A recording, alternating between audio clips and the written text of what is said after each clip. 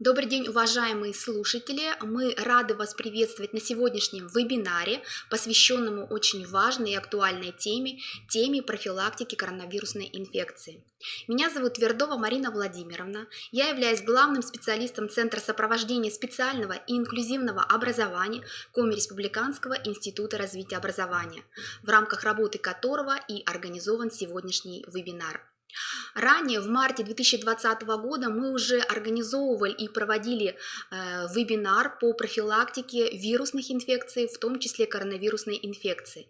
Но поскольку тема остается актуальной и очень важной и требующей максимального исполнения всех противоэпидемиологических мероприятий, мы организовали вебинар по профилактике коронавирусной инфекции снова. И для освещения вопросов сегодняшнего вебинара мы пригласили замечательного врача по гигиене детей и подростков Сыктывкарской детской поликлиники номер 3, главного внештатного специалиста по гигиене детей и подростков Министерства здравоохранения Республики Коми Иванюк Анну Владимировну. Мы очень надеемся, что информация, которая прозвучит сегодня, будет для вас важной, полезной, актуальной и поможет сохранить здоровье вам и всем окружающим. Итак, Анна Владимировна, вам слово. Здравствуйте, уважаемые слушатели! Сегодня мы в очередной раз с вами встречаемся. Тема действительно интересна, она актуальна, она остается актуальной на последние несколько месяцев. Хотелось бы вспомнить вообще, что такое ковид, к чему он относится по таксономии. И мы с вами сегодня немножко опять из истории разберем вопросы, а потом уже перейдем к действующему законодательству в рамках регулирования данного мероприятия, данных вопросов. Посмотрите, вот COVID-19, SARS-CoV-2, эпидемиология, статистика и профилактика – это тема нашего сегодняшнего вебинара. Если вспомнить, вот эти фотографии, такого плана фотографии были актуальны у нас в январе, феврале, когда мы получили информацию о том, что в конце декабря, в конце 2019 года в Китайской Народной Республике произошла вспышка новой коронавирусной инфекции с эпицентром в городе Ухань, провинции Хубэй. Всемирная организация здравоохранения ВОЗ и 11 февраля 2020 года определила официальное название данного возбудителя. Возбудитель был назван... Это был возбудитель из группы коронавирусов, и назвали его тогда COVID-19. Международный комитет по таксономии вирусов 11 февраля 2020 года присвоил официальное название возбудителя инфекции SARS-CoV-2.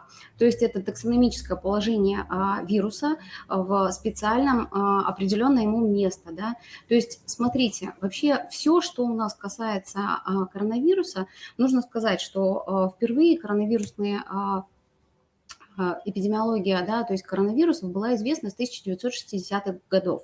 Коронавирусы были известны. Вот именно вот этот подтип, SARS-CoV-2, который получил название, он стал известен как раз благодаря вот этой последней вспышке, которую мы сейчас вот еще и не ликвидировали во всем мире. Но коронавирусы были известны, они вызывали заболевания у крупного рогатого скота, у кошек, у собак, у летучих мышей, у верблюдов, то есть животного происхождения. И все предыдущие вспышки, которые были, я несколько позже их коснусь, они были, конечно же, передавались от животных людям. Вот эта вспышка, она особенно тем, что передача идет от человека к человеку, зафиксированы случаи, и то, что мы сейчас с вами наблюдаем, и все противоэпидемические меры, которые сейчас предпринимаются, они, конечно же, направлены на то, чтобы прекратить передачу, то есть прекратить передачу, сберечь население, которое не инфицировано данным вирусом. Механизм передачи коронавирусной инфекции, он ничем не отличается от многих инфекционных агентов, то есть механизм передачи – это воздушно-капельный, воздушно-пылевой, это те коронавирусы, которые были известны с 60-го года. Воздушно-капельный, воздушно-пылевой, фекально-оральный и контактный. Позже мы разберем механизм передачи именно COVID-19, то, что мы имеем на сегодняшний день. Конечно, нужно отметить достижение, наверное, медицинского сообщества КНР, потому что геном вируса был расшифрован за 1 месяц.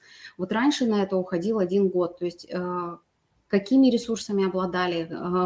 Возможно, работа шла, естественно, круглосуточно, потому что расшифровать за вот 1 месяц – это большое достояние. Притом коллеги из Китайской Народной Республики, они предоставили расшифрованный геном для того, чтобы все лаборатории мира, которые могут и хотят помочь, они могли разработать вакцину. Да? То есть то, что мы сейчас уже имеем на данный момент, у нас разработаны вакцины, которые будут защищать наше население, и мы коснемся именно вакцин, которые разрабатываются в Российской Федерации, потому что нас с вами это непосредственно касается.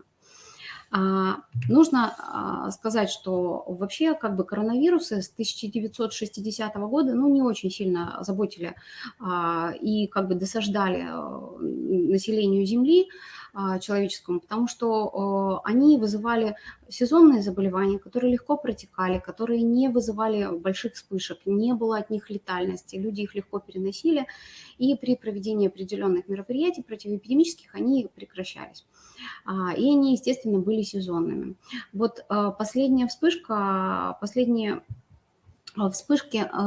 зафиксированы были, это SARS, это зафиксирована вспышка атипичной пневмонии, тяжелого острого респираторного синдрома, SARS-CoV 2002-2003 год. На слайде представлена информация, видно, да, что заболевших и зараженных было, не то что на порядок меньше, прям просто на много тысяч меньше, чем сейчас мы наблюдаем. К примеру, да, было SARS заболевших человека, из них умерло 775. Но несмотря на это, посмотрите, какая высокая летальность, то есть 9,6%. Летальность очень высокая. МЕРС, возбудители ближневосточного респираторного синдрома в 2015 году, заболевших 1154 человека, умерли 431 человек, летальность 37%. Это очень высокая летальность для данного заболевания, и поэтому они тоже были признаны особо опасными инфекциями и рассматривались, были очень жесткие карантины введены. В настоящий момент то, что мы имеем сейчас, COVID-19, SARS-CoV-2, год регистрации первого случая заболевания 2019 год. Заболевших, зараженных, данные предоставлены с сайта Всемирной организации здравоохранения на 15 декабря 10 часов утра. Да? То есть количество зараженных, оно потрясает своим числом. Количество зараженных, это не значит, что они болели, есть и бессимптомные здесь, да, но в эту статистику не могут попасть необследованные бессимптомные, которые перенесли и даже не знали о том, что они переносили данное заболевание. Зараженных на момент 15 декабря имеем 71 миллион 351 тысяча 695. Из них умерло 1 миллион 612 тысяч 372. Летальность составляет 2,3%. 2,3%. Летальность тоже довольно высокая, но по сравнению с предыдущими, если мы с вами вернемся и посмотрим летальность 9,6 и 37,3, естественно, летальность не так высока. Но, опять же, стоит оговориться, что по данным, как все протекает в разных странах. В разных странах уровень медицинского обеспечения очень разный. Есть страны, в которых получить консультацию врача или оказать помощь, практически низкоразвитая сеть вот именно медицинского обеспечения. В разных странах, более высоких, высокотехнологичных, где медицинские стационары и поликлиническая сеть развита, помощь оказывается очень быстро и качественно. То есть по состоянию сайта Стоп Коронавирус РФ на 15 декабря мы имеем количество зараженных в Российской Федерации 2 миллиона 707 тысяч 945. Вылечено из них 2 миллиона 149 тысяч 610. Погибло 47 968. Конечно, это трагедия в жизни многих людей, и для того, чтобы закончить эту вспышку для того, чтобы мы могли и имели знания для того, чтобы не передавать при возможности, при заболевании собственном своим детям, своим пожилым родственникам. Нужно иметь базу данных, которую сейчас вам все рассказывают, да, то есть мы получаем информацию, оперативно получаем информацию о количестве заболевших, о количестве коек в стационарах. Мы можем сопоставить данные, которые ежедневно докладывают практически в режиме онлайн средства массовой информации, основываясь на базах данных заболевших ковид в России, и в том числе для этого у нас и Роспотребнадзор по Республике Коми контролирует ситуацию, и Министерство здравоохранения по Республике Коми. Переходим к следующему слайду. Для того, чтобы понять, как происходит заражение, как происходит передача. Да? Медицинское сообщество определило такие базовые понятия. Есть число R0. Это базовое репродуктивное число, означающее, что каждый заразившийся человек может заразить R0 человек.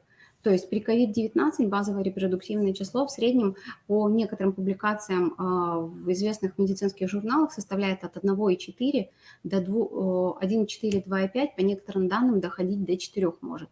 Например, из истории можно посмотреть по данным по другим нозологиям. Базовое число при гриппе, оно составляет 0,9-2,1. Если вспомнить историю, в 1918 году разразилась большая эпидемия гриппа испанка, который был назван таким красивым названием, и базовое репродуктивное число испанки, которое, наверное, выкосило половину Европы, было от 1,4 до 2,9. То есть и для того, чтобы понять вот этот уровень масштабности заражения и передачи вируса, то для сравнения приведу вам наиболее такой показательный момент, что при коре это базовое репродуктивное число составляет от 12 до 18. Почему есть такой разброс? Да? То есть настолько высококонтагиозная корь, что заболеть непривитому человеку в коллективе, где есть источник инфекции, очень легко. Она летучая, она передается на расстояние. И вот если мы вернемся к ковиду, да, 1,4 и 2,5, то мы понимаем, вот этот вот разброс дает нам информацию о том, как в разных источниках, да, то есть как в разных регионах, как в разных странах происходят вот как раз те самые меры, которые должны быть направлены на разобщение источника инфекции и восприимчивого человека, да, восприимчивого организма. Сайт Стоп Коронавирус РФ дает вот максимально понятные, короткие, информативные картинки, которые я взяла для того, чтобы вам продемонстрировать основные симптомы коронавируса. Это высокая температура тела, зачастую она повышается повышается температура тела, даже может не наблюдаться никаких симптомов. Потом присоединяется кашель обычно, это сухой с небольшим количеством мокроты. При развитии заболевания возможно появление симптома одышки, боль в мышцах, утомляемость. Еще такими симптомами являются дополнительными, это возможными, но, возможно, их может и не быть. Это нарушение обоняния и потеря вкуса. Поэтому, конечно же, в каждом конкретном случае заболевания острым респираторным заболеванием, вирусной инфекцией или ОРЗ нужно врач конкретно в соответствии с вашим состоянием, он выставляет диагноз и назначает лечение. Редкими симптомами коронавирусной инфекции являются головная боль, заложенность грудной клетки, кровохарканье, диарея, тошнота и рвота. Симптомы могут появиться в течение 14 дней после контакта с инфекционным больным. Симптомы во многом сходны со многими респираторными заболеваниями, часто имитируют обычную простуду, могут проходить как грипп. Почему 14 дней? Откуда взялись вообще вот эти вот мифические 14 дней? Это 2 инкубационных периода, как раз позволяет нам оценить, если мы разобщили коллектив, да, допустим, вывели источник инфекции, мы за эти 14 дней можем понять, произошло ли заболевание других людей или не произошло. Можно рассматривать очаг как очаг внутрисемейный или как очаг внутри коллектива, да, что, наверное, более касается образовательных организаций. Вот на этом слайде источник Всемирной организации здравоохранения, ссылочку даем, различие между симптомами коронавируса и простуды и гриппа. То есть, в принципе, симптомы очень схожи. Симптомы коронавируса и гриппа достаточно похожи. Определить может только подготовленный медицинский персонал, да, поэтому самолечением ни в коем случае заниматься нельзя, и при первых признаках обязательно обращайтесь за помощью к врачу. Сейчас создано очень много условий для того, чтобы возможность была получить эту консультацию и получить в том числе ее на дому. То есть если у вас возникают вопросы, в каждом регионе, в том числе у нас в Республике Коми, действует горячая линия по коронавирусной инфекции. Можно позвонить и задать вопросы, которые вас интересуют. Обзор действующих нормативных документов. После того, как мы узнали о том, что у нас произошла вспышка, санитарно-эпидемиологические правила были разработаны, они называются, представлены на слайде, санитарные правила 3.1.3597.20, профилактика новой коронавирусной инфекции COVID-19. Вступили в силу они 17 ноября 2020 года. Вступило в силу это не эти санитарные правила, это дополнение к этим санитарным правилам. Они были введены в действие ранее. Вот 35-м постановлением были как раз внесены изменения. Изменения были касающиеся как раз наиболее важных вопросов и очень частых вопросов, задаваемых в том числе и врачам, и вообще всему медицинскому сообществу, как должен, и в том числе работодателям, да, то есть и образовательных учреждений тоже.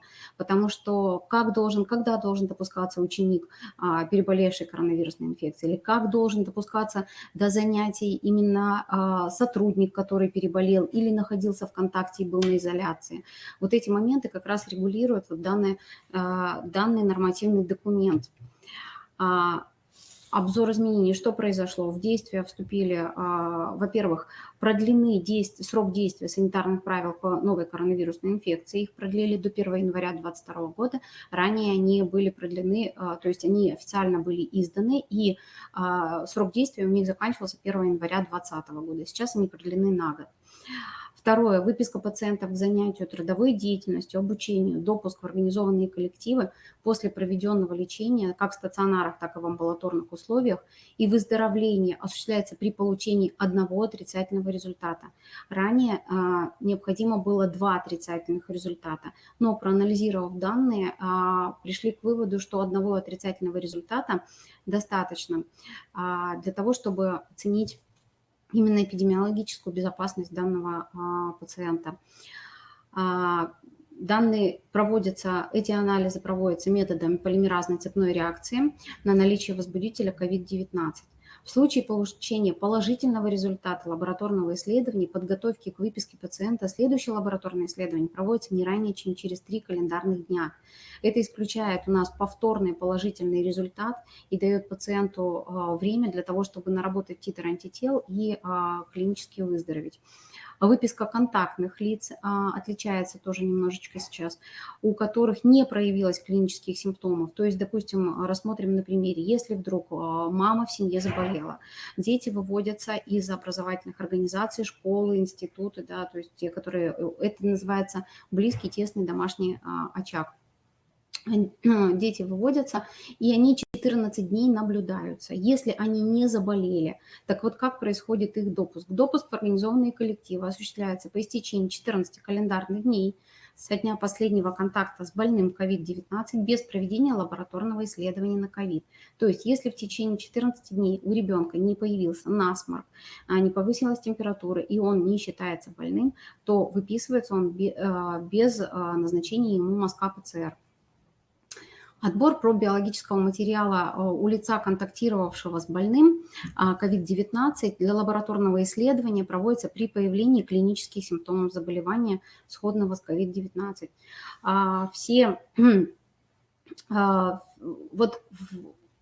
Вот эти все регламентирующие моменты, они находятся, естественно, в непосредственном пользовании медицинского сообщества. То есть все врачи об этом знают, да? И врачи, особенно курирующие пациентов с ковид, они ориентируются на сроки выздоровления, они уже наработали достаточный опыт для ведения таких пациентов. Указом главы Республики Коми от 15 марта номер 16 о введении режима повышенной готовности с изменениями оперативно вводятся все регламентирующие моменты. Да? Все, что принимается на федеральном уровне, может быть в даже более расширенном виде, в зависимости от региона, отражает нашу вот действительность эпидемиологической опасности в каком-то конкретном регионе. Поэтому у нас есть свои нормативные, локальные нормативные акты, которых мы придерживаемся, и Республика Коми живет по вот данному указу. И изменения последние были от 27 ноября. Возвращаясь к коронавирусу, хотелось бы сказать, если вернуться к клинике диагностики и профилактики, очень хочется, опять же, напомнить всему населению, да, и в том числе вот сообществу педагогическому о том, что вот эти меры, они ежедневные, они должны быть привиты детям, да, то есть если в семье происходит определенное привитие, да, навыков, пока они находятся в семье, то в коллективе это иногда происходит быстрее, потому что пример положительный взрослого авторитетного человека гораздо более, наверное, ну, воспринимается намного лучше, да, и запоминается. Воздушно-капельный путь передачи, чихание и кашель. Коронавирус передается, да, контактным путем рукопожатия. Поэтому наши меры, которые мы в том числе реализуем по средствам установки антисептических препаратов в школах, в вузах, СУЗах, о том, что в наличии находится мыло, да, о том, что дети должны пользоваться, то есть все пришедшие в организацию должны пользоваться масками, да, то есть посещение кинотеатров, кафе, магазинов, торговых центров, оно, конечно же, не накладывает, вот, знаете, вижу сейчас немножко расхолаживание ситуации, когда люди немножко устали. Да, все устали. Но для того, чтобы защитить себя и своих близких, все-таки использование медицинской маски необходимо. Тем более у нас есть предписывающие документы, которые нам об этом говорят, да. Как защитить себя, да? Мы рассказывали о том, что это чистые руки, это маска, да, медицинская, которая позволит, даже если вы находитесь в контакте с инфицированным пациентом, да, то есть инфицированным человеком, оно позволит снизить дозу инфицирования или не заболеть вообще. То есть социальная дистанция сводит к минимуму заражение человека человеком.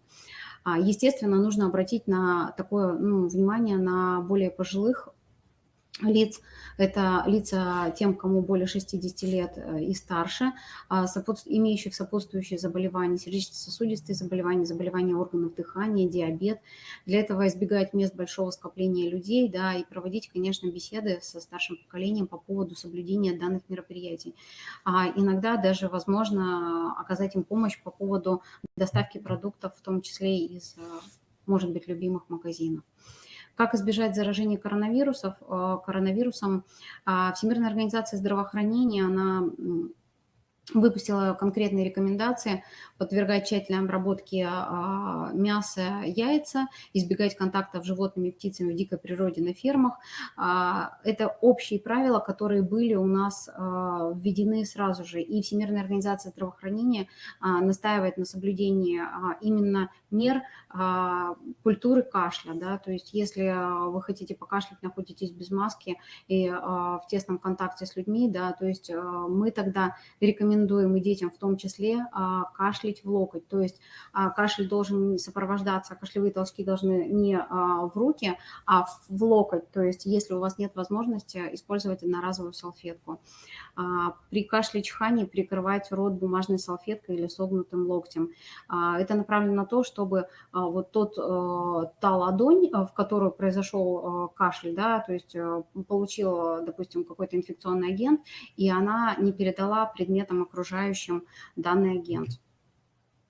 Конечно же, не стоит забывать о дезинфекции личных вещей, да, то есть телефон стал неотъемлемой нашей жизнью, у некоторых там просто жизнь в телефоне, кто-то работает с помощью каких-то гаджетов, поэтому обработка клавиатуры на компьютере и обработка гаджетов, она, конечно же, очень нужна. Поэтому рекомендуется использовать спиртовые салфетки, да, которые не содержат дополнительных веществ, увлажняющих кожу. Если обрабатывать антисептиком, остаются разводы и как бы есть увлажняющий компонент, который для гаджетов не очень хорошо сказывается на их работе.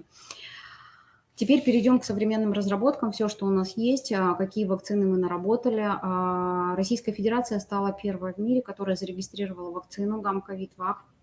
То есть тот самый спутник Ви, о котором мы слышим с экранов телевизоров, да, и средства массовой информации рассказывают все больше и больше об этом, потому что уже происходит наработка, да, то есть вот этой пула вакцины, да, которая будет распределена для желающих людей, которые хотят привиться. Вот посмотрите, гамма-ковид-вак, спутник Ви, разработана она НИЦЕМ имени Гамалеи, комбинированная векторная вакцина для профилактики коронавирусной инфекции, вызываемой вирусом именно SARS-CoV-2. Также существуют в России разработки, которые находятся на определенных стадиях, да, которые еще не завершили клинические испытания. Вакцина на основе пептидных антигенов, COVID-19, Эпивак Корона, Федеральное бюджетное учреждение науки, Государственный научный центр вирусологии и биотехнологии «Вектор», Федеральная служба по надзору в сфере защиты прав потребителей и благополучия человека. Также существует вакцина НИИ, вакцин и сывороток ФМБА России, то есть Федеральное медико-биологическое агентство разработкой занимается, вакцина Федерального научного центра исследований и разработки иммунологических препаратов имени Чумакова. РАН. Хотелось бы остановиться, наверное, вот на первой, которая вот у нас уже зарегистрирована, вакцина гамма-ковид-вак, спутник Ви. Вообще представляет собой раствор для внутримышечного введения, состоящий из двух компонентов. Технологии использования аденовирусных векторов в качестве векторных вакцин, а это векторная вакцина, развивается с 80-х годов прошлого века. Можете представить себе, да, вот длительность использования векторных вакцин. Она является безопасной и эффективной, что подтверждается многочисленными исследованиями. В чем заключается смысл вообще вот того, что разработали современные российские ученые? Вектор. Что такое вектор? Вектор – это вирус, который лишен генома размножения. Он используется для транспортировки в клетке генетического материала из другого вируса, против которого создается вакцина. Вектор не опасен для человека, потому что размножаться он внутри организма не может. Вакцина создана на основе аденовирусного вектора, который в обычном состоянии вызывает ОРВИ. На картинке предоставлена информация, да, можно посмотреть, как происходит вот этот шипик, который называется короной, который похож на солнечную корону, вследствие чего коронавирусная инфекция получила как раз название при детальном рассмотрении под микроскопом.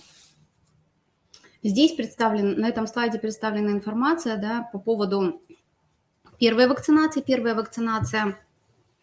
Первая вакцинация – это вектор с геном, кодирующим S-белок коронавируса, проникает в клетку, образует синтетический S-белок, и в ответ начинается выработка иммунитета. Второе введение вакцины предусмотрено через 21 день после введения первой дозы. Вакцина на основе другого, незнакомого для организма аденовирусного вектора подстегивает иммунитет и создает более длительно действующий иммунитет против заданной инфекции. Вот это, пожалуй, вся информация, которую я хотела донести. Я желаю вам здоровья, заботьтесь о близких, берегите себя и будьте здоровы. Всего вам доброго.